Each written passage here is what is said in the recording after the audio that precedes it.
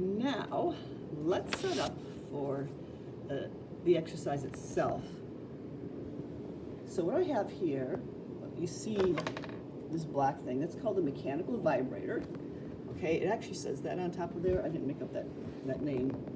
And it's used in physics class. That thing moves up and down if I plug it into a source whose voltage is varying sinusoidally. So what I'm going to do is use my function generator. Now, what is this? It sounds really complicated. What it simply does is produce a voltage that varies in time.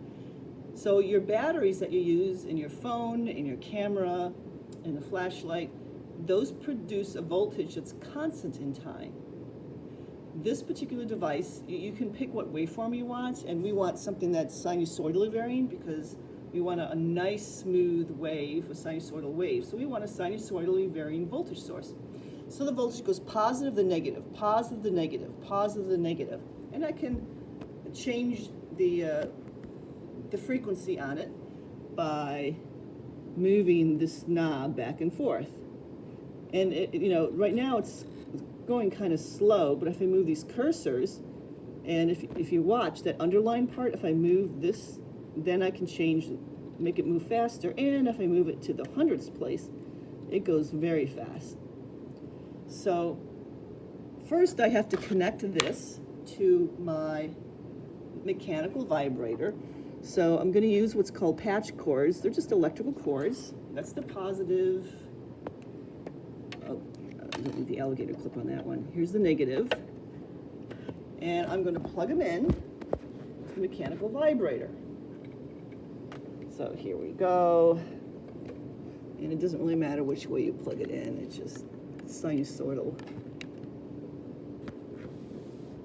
So let's watch what happens when I turn the on. Right now there's nothing coming out. I have to actually notice how right below the frequency it says 0 VP, that's the peak voltage. It says nothing because I have no voltage. So I have to go over here, see the voltage, I have to move it up.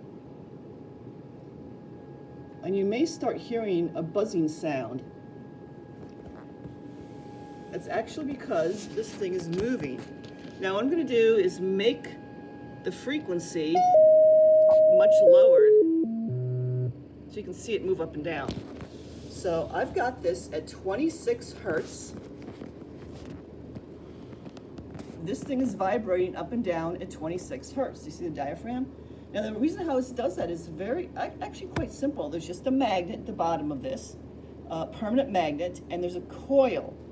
When you put current through a coil, the coil itself becomes a magnet. Because there's already a permanent magnet in this base, that coil on top of it, you see that little diaphragm there? It's got a coil attached to it. Whenever the voltage comes in through these patch cords and into the coil, it makes a magnet. And the magnet will either repel or attract depending on whether the voltage is positive or negative. Now, the voltage is positive and negative and positive and negative. It's alternating back and forth sinusoidally. So sometimes it's attracted to the magnet and sometimes it's repelled. And you can actually get it to move up and down whatever frequency you want. So that's basically how I've set it up. What we're now going to do is put some mass on the end, and then we're going to see if we can find some standing waves.